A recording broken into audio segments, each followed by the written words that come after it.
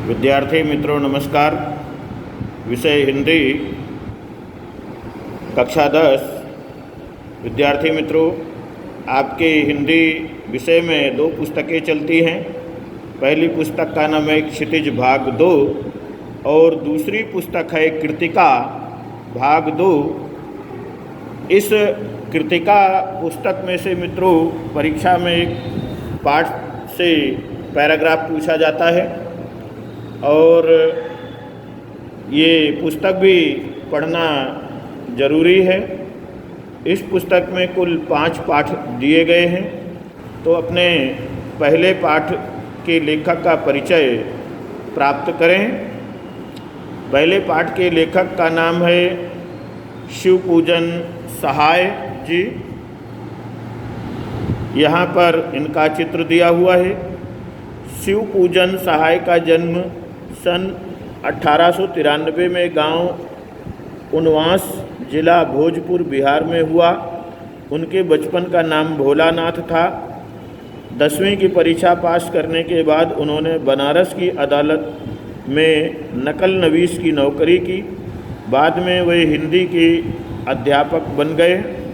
असहयोग आंदोलन के प्रभाव में उन्होंने सरकारी नौकरी से त्यागपत्र यानी राजीनामा दे दिया। शिवपूजन सहाय अपने समय के लेखकों में बहुत लोकप्रिय और सम्मानित व्यक्ति थे।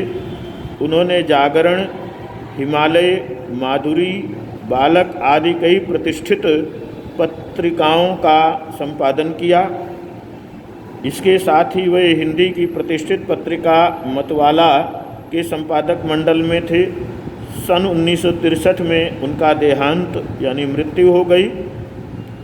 वे मुख्यतः गद्य के लेखक थे।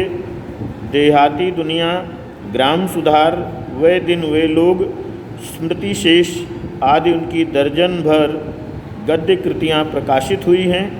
शिवपूजन रचनावली के 4 खंडों में उनकी संपूर्ण रचनाएं प्रकाशित हैं। उनकी रचनाओं में लोक जीवन और लोक संस्कृति के प्रसंग सहज में ही हमें प्राप्त हो जाते हैं।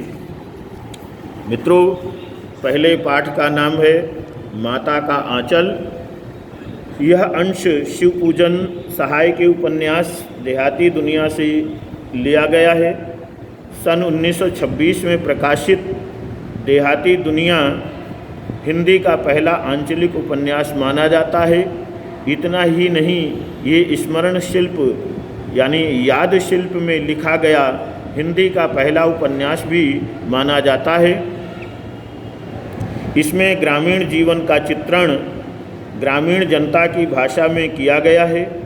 लेखक ने उपन्यास की भूमिका में ये संकेत दिया है कि ठेठ से ठेठ देहाती या अपढ़, गंवार, निरक्षर, हलवाई और मजदूर भी बड़ी आसानी से इसे समझ सकते हैं।